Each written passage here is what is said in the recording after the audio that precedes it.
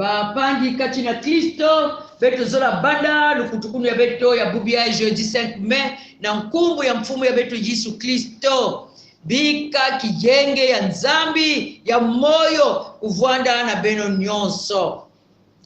Juste, réjouissez-vous en l'Éternel. La louange convient aux hommes droits. Célébrez l'Éternel avec la harpe, louez-le sur le luth à 10 cordes, chantez-lui un cantique nouveau, faites retentir vos instruments et vos voix, car la parole de l'Éternel est droite et toute son œuvre s'accomplit avec fidélité. Amen. Amen. 209 qui toi dit. Lusu kwa mfumu Yesu Buka kwila kana kina Mbena mani mbena tano Yasa fuda mundu Kwa Yesu mfumu ani Buka kedi sana kena Yenga kani kena yani Yani pewa kongisa Mayami isa binu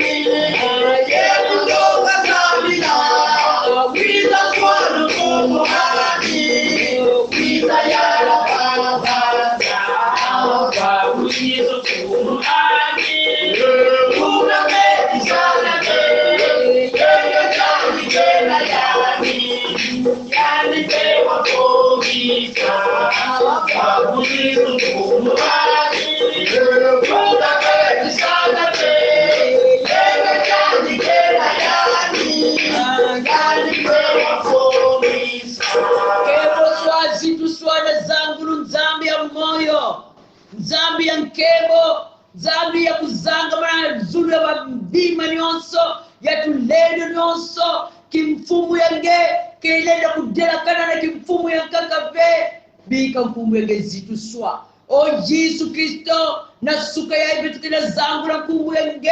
nge yina mekuiza katula betu na kinanga ya masumu, muchindu betu mekujiba ya, o bika mfumu yange zitu swa Yesu, na mpulu su yina, nge mepesa na babani ya babantu, matondo na suka yaji, bika nge jala kilokola yaji, vwande ya tete, vwande ya suka na nyonso, viti kisaba ntulumunu ya beto, lemvo kila imbi ya beto, samuchi betu ke babantu wa kusumuka, lemvo kila beto. Kuiza buwabo na beto na luputa kani ya, na nkumbu yange Yesu Kristo, fumu na kivu kisi ya beto betu melomba. Amen. Amen. Bapangi kati na Kristo, beto zora yambana na kati ya lukutukunu yai, mambo ya nzambi kena zonza na beto, tangu nyonso mukena kujangalala yina bake na zonza na munu na kukwenda na inzo ya nzambi beto me ku zonza diakati bino bato nyonso ya boyenge bene bosepela liboso na yawe na bino beno nyonso bantu ya lunungu beno ijangalala na ntalisi ya nzambi ya beno nina mambo yayi betu zola zodisa nge kisika nge ikele ngizulu ya mote na nkumbu ya Yesu Kristo yani mosi yamba nge na kilokola yayi bakundi na Kristo mbote ya beto mbote jaka yamba beto nyonso commission technique beno nyonso beno vanda en couple en famille ngeke na kuwa beto ngeke kaka ngemosi kisika ni kisika ngeikele kuiza na kijenge ya mfumu kibuku ya nzimbu beto ke kujimbila Uilanda Yesu mudalulu gateleka Ina hiyo toto gato Uilanda Yesu mudalulu gateleka Ina hiyo toto gato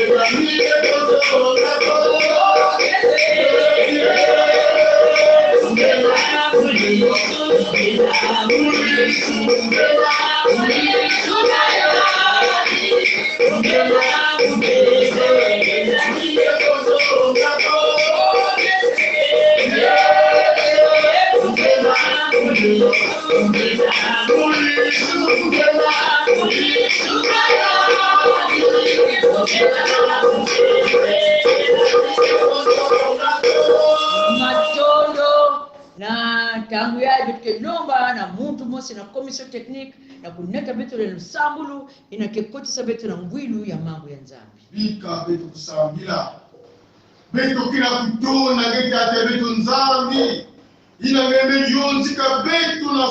suka yayi betu nyoso tata nzambi betu na kutamula lemvo mingi na katikati ya betu tata nzambi ina meme betu me saba bauve me bake jaka veki ntwaji samu bake na kupokila jaka bau nkumbu ya kaka mikanti na beto tata nzambi yake vensamu na mbote ina beto me vanga nange menin lemvo yange ina me salati nge keba beto na fuku ya buyayi na lemvo ina beto me kutomboka na kukwiza vanda na makuru yange na kuwa inji kele nzore yange ina beto kutonda ndeta yayi beto me kuyasa kisiya yange ina ngeme kumikila ile ya talu ina ngeme kwende tata nzambi ina muta ina ile kubakusa ve samu na kumisa betu yao ina kutomba lika mbeve yange ya longo na kutuasa kisiya yange samu yani kuvanga ingi kele nzole yange mutini mambo yange kila kuzoachi ensiti le eternel ebu mvume yawe jibika yani kukumisi na beto ina nzambi imekumita tongeme pesa na yake na mkumu ya Kristo Yesu fumu na mfurusi beto imekulomba amen Amen. matondo mambo ya betu ina betu ketanga ni jina kena nkunga kanda mikunga ya 78 lusamboja na nana kibuku jina ya tatu na betu kwenda sukisa na kibuku jina ya nsamboja Psaume 78 les versets 3 à 7 bika betu tanga yao na nkumbu ya mfumu ce que nous avons entendu ce que nous savons ce que nos pères nous ont raconté nous ne le cacherons pas à leurs enfants nous redirons à la génération future les louanges de l'Éternel, sa puissance et les merveilles qu'il a accomplies. Il a établi un témoignage en Jacob. Il a mis une loi en Israël. Et il a ordonné à nos ancêtres de l'enseigner à leurs enfants pour que la génération future, celle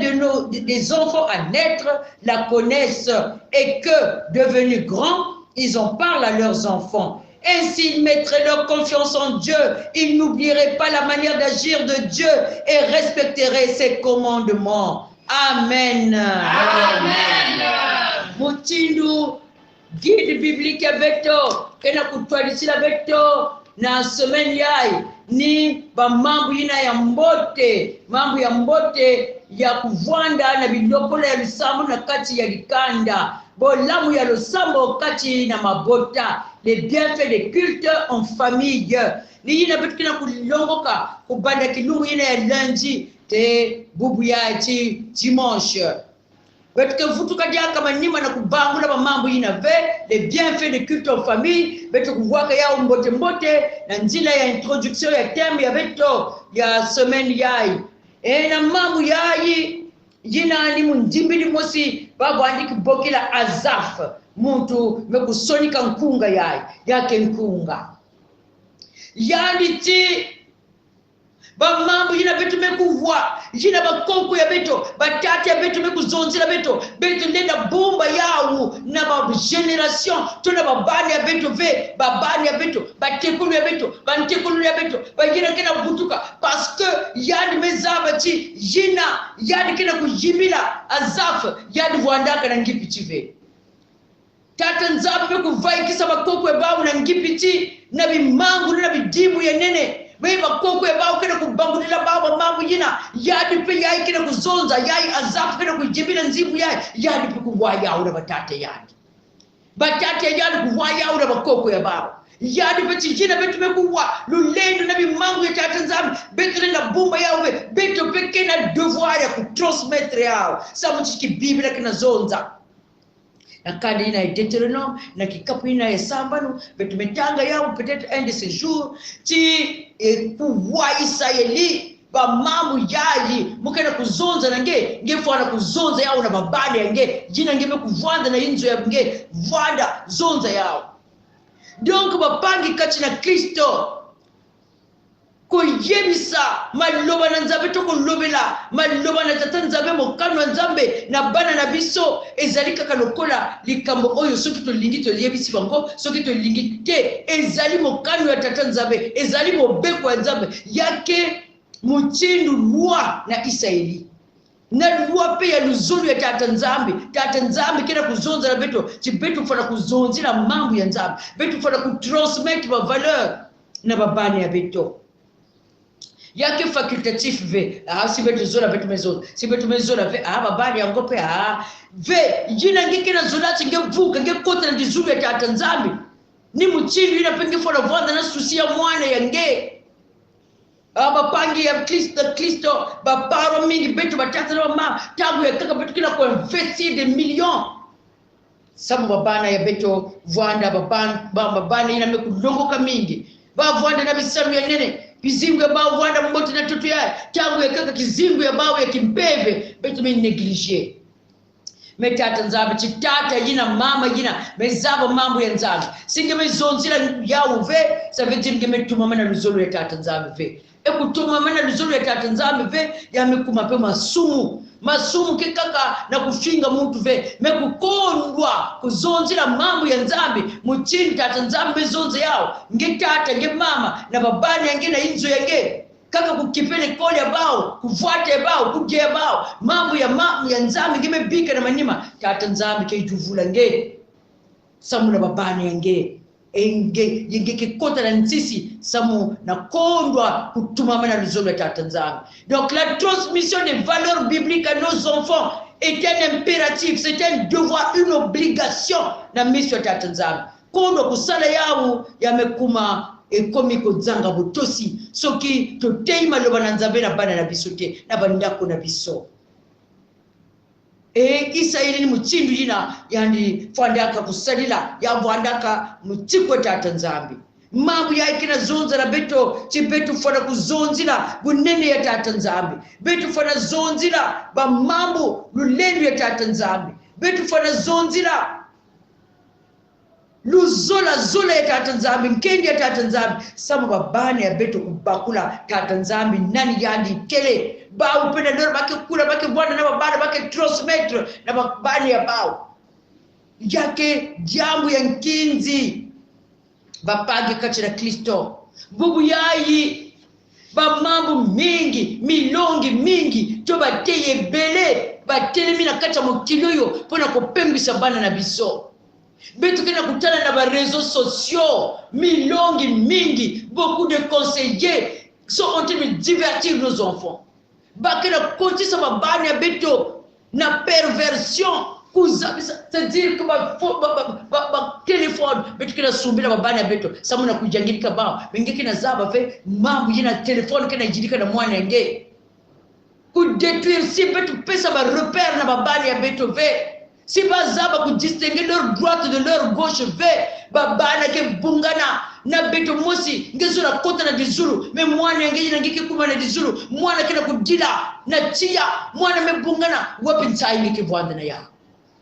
wapi ntai nge mosi nge mevuka aba pangi c'est un grand devoir surtout maintenant na ba société ya beto yina ba milongi mekuma mingi ba téléphone ba télévision yina vwanda ba programme réservé aux grandes personnes ba kena ku publier yao muchindu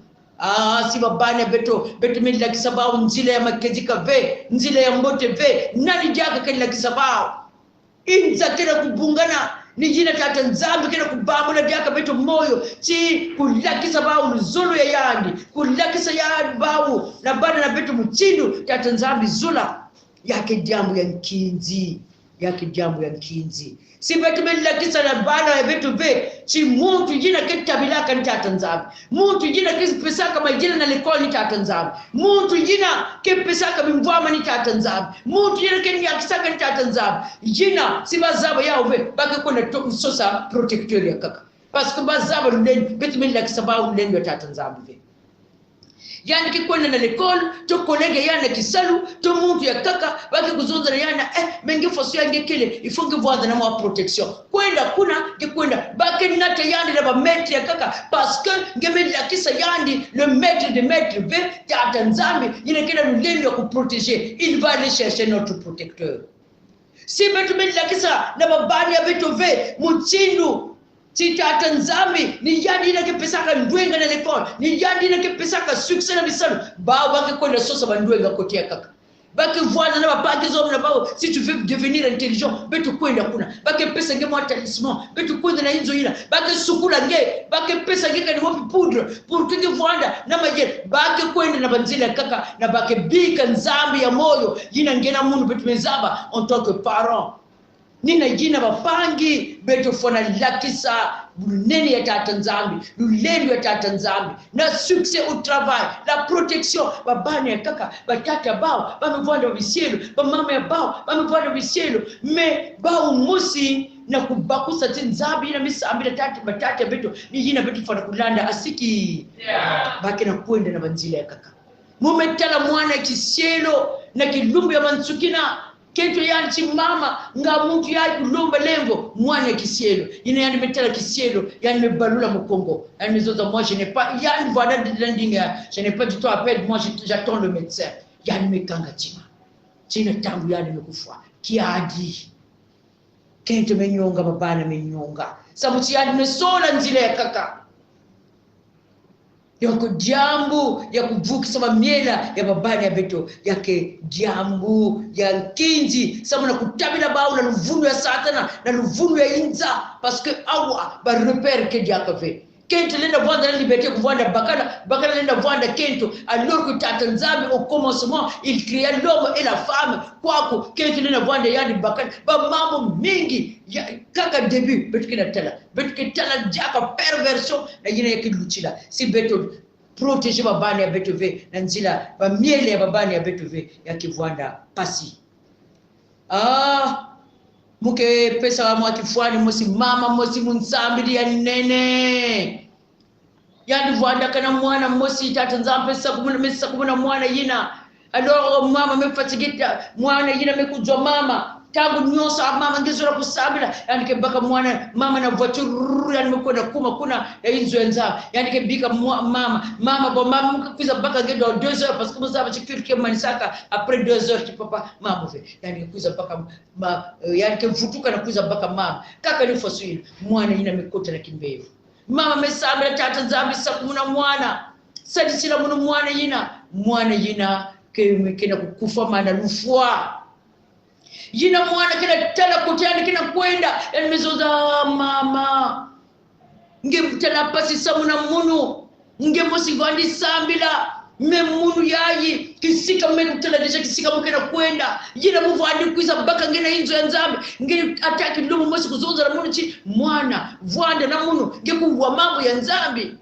nge mosi mevuka mama me munu mukena kuvuka ve tena kisika mmekweni nge vwadi sala bakwanga kutovuka samuna kudikira munu na kizingu yayi mumekuma moki nene me yayi kizingu ya munu na tutu yayi kena kusuka kisika mukena kwenda mama yake ya ntisi tena babantu ya ntisi mezungila munu mama nge sadi saka munu ve nge jila kisaka munu njila ya moyo ve yine yani mezonza fasuye yani mesadi mwela mekatuka mama mejila tata nzambi lembo kila munu me ya il était trop tard mama yina lakisaka na mwana nzila ya mpulusu ve yandi mosi mesosa nzila ya mpulusu me yandi melakisa na mwana yandi mosi yina nzila ya mpulusu ve yandi metofu kasamuna yandi buka na kizingu ya me kizingu pe mevwanda inda ve yandi mekatu mwana mwele yandi mekuvuka ve tata mama sala kisalu tangu ya kaka ina bitu kina kusala ngekina kulunga babana ngekina kusambila samuna babana ngekina tele chonjere kumpungulu kena kusajute kaka na bana yake jambo ya pasi yake mvita me kulemba ve kuabandone ve tatamana na kusambila samuna babana yange tatamana na kulunga babana yange tatamana kulakisa baulu zulu ya tata nzambi samuchina kachi ya babana yina kina bayinzo ya beto baya kaka betu kina tala bao muchindu bimpunguru mebenu zaba we na kacha babana yina ya kina bisielu ya tata nzambi pe ngikina tala yandi chiki mpunguru tatamana kusambilila yandi tatamana na kulunga yandi tatamana kusambila kintwadi na yandi si yandi memanga chupuza tatamana kaka kusambila tata mana kulunga kulemba ve tata nzambi mbuma jina ngekina kuseme na kacha babana yake vwanda sterile ve yake bim yake basika yake pesa bambuma ba greni na vitu kina seme bambuma ke basika na kacha babana ya beto tangu ya kaka mwana pekina kima lekolo tata mana kusambila yandi tata mana kulunga yandi tata mana kulongijika samuchi baya kaka ba futur ministre ba ke vwanda kuna kuzaba PV ba futur magistrat ke kuna ba futur financier mais si babana ina vwanda na ba base ya mambo ya nzambi ve ba société ya betu kaka ni kubeba samuchi betu me transmettre na babana les valeurs éthiques ya mambo ya nzambi ve ni jina betu kina kutela partout dans les sociétés tata mama betu kina responsabilité même ya avenir ya dibundu ya beto ya avenir ya isi ya beto ya avenir ya société na nzile babani ya beto pesa bao ba base beto pesa bao ba base ni ba base na kesala bao babatu na kesala na kuvumina tata nzambi na isi ya respect la crainte de l'Éternel ni jina kesaku na pe kubanda isi ya beto jina babani ya beto kina kwenda kula tipe di bundu ya beto jina baki na kuzoba responsabilité na kacha di bundu bika nzambi sadi sabeto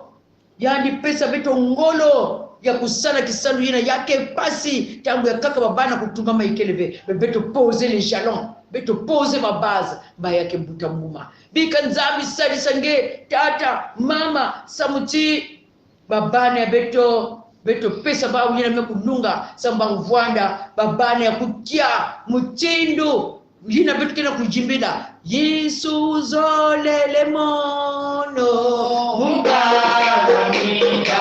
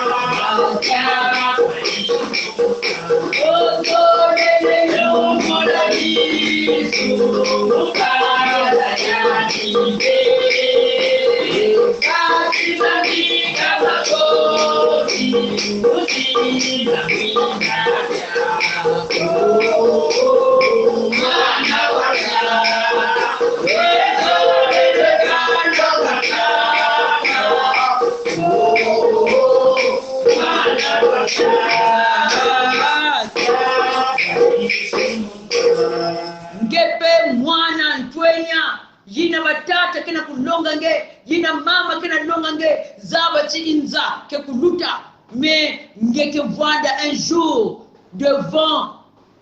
bari ya tata nzambi pour répondre na ba action yange mambo ya nzambi ti jeune homme réjouis-toi pendant ta jeunesse, réjouis ton cœur, mais sache qu'un jour Dieu t'appellera au jugement. Les parents sont en train de te montrer le droit chemin, le chemin de Dieu, le chemin de Jésus-Christ. Mais si tu es encore dans la distraction, Zabati un jour, quelqu'un pour répondre.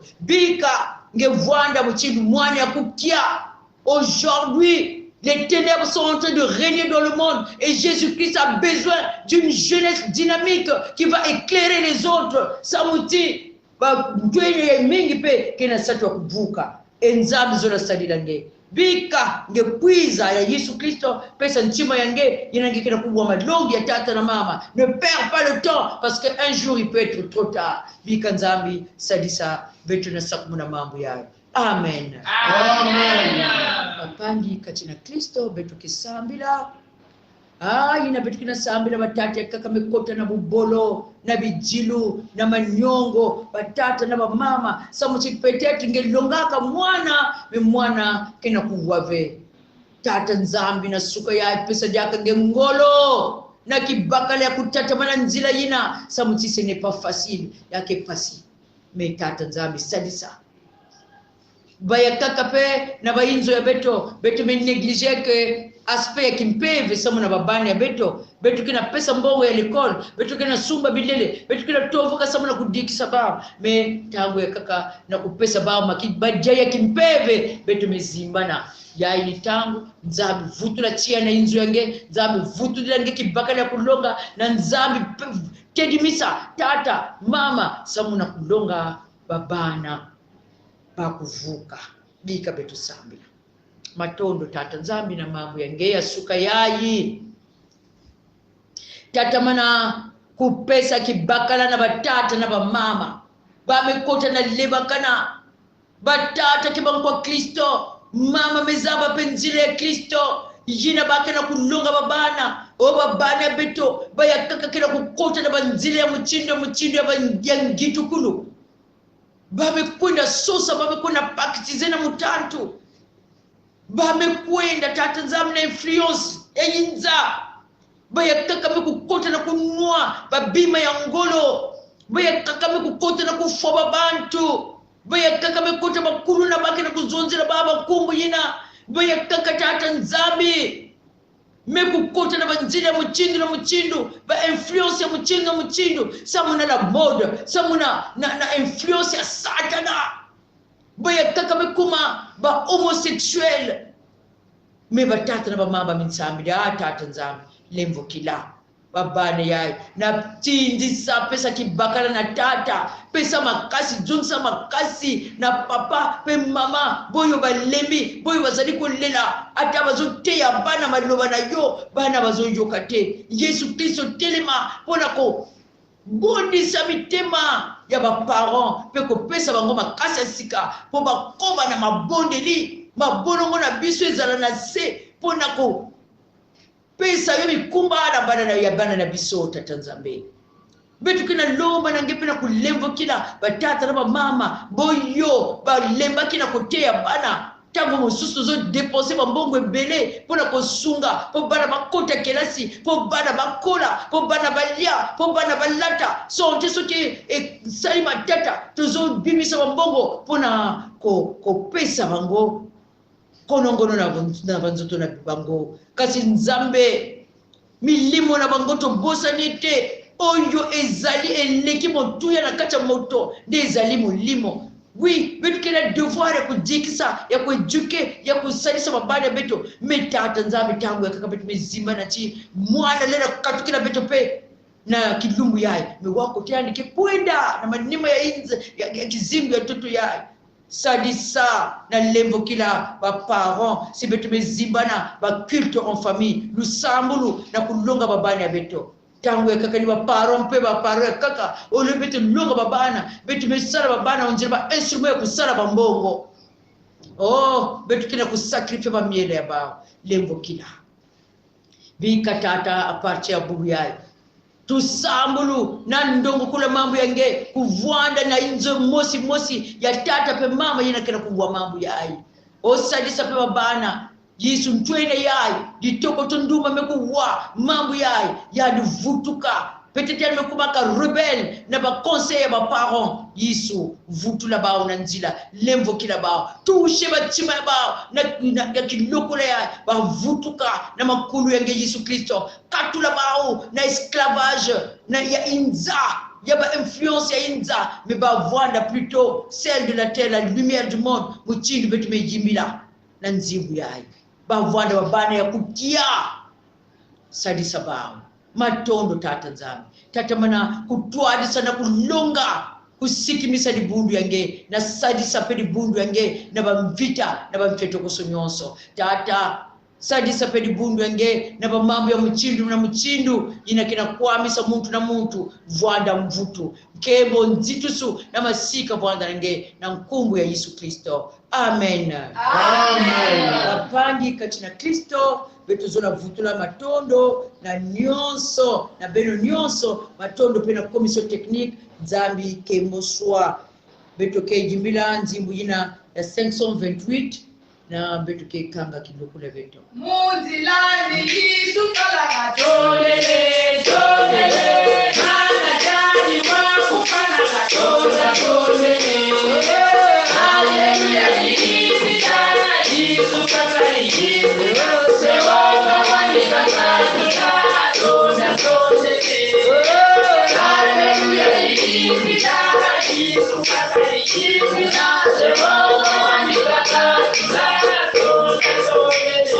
matondo kuchindu betu mejimbile yao twadisa betu na nzila yange twadisa batata twadisa bamama twadisa babana twadisa bakanda na nzila yange Yesu Kristo nata muntu na muntu na kachari boko yange ya nongunu na ntadisa bamfito kuswa inza nongisa libundu yange sakumuna libundu yange tabila libundu yange nwana libundu yange keba libundu yange matondo tibika ngetambula na mantwale ya muntu na muntu na kilumbu yai pena kusukisa betu zola zonza notre Père qui est aux cieux que ton nom soit sanctifié que ton règne vienne que ta volonté soit faite sur la terre comme au ciel donne-nous aujourd'hui notre pain de ce jour pardonne-nous nos offenses comme nous pardonnons aussi à ceux qui nous ont offensés, et ne nous laisse pas entrer en tentation,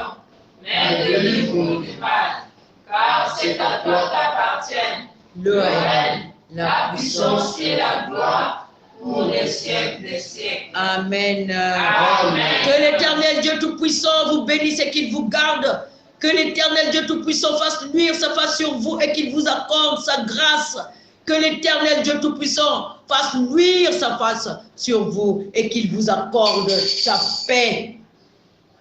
Que toute cette journée se passe, soit sous le contrôle du Dieu de la paix dans le nom de Jésus. Amen. Amen. Matondo betu memanisa lukutokani ya beto kidumbu ya mbote na beto nyonso. Matondo.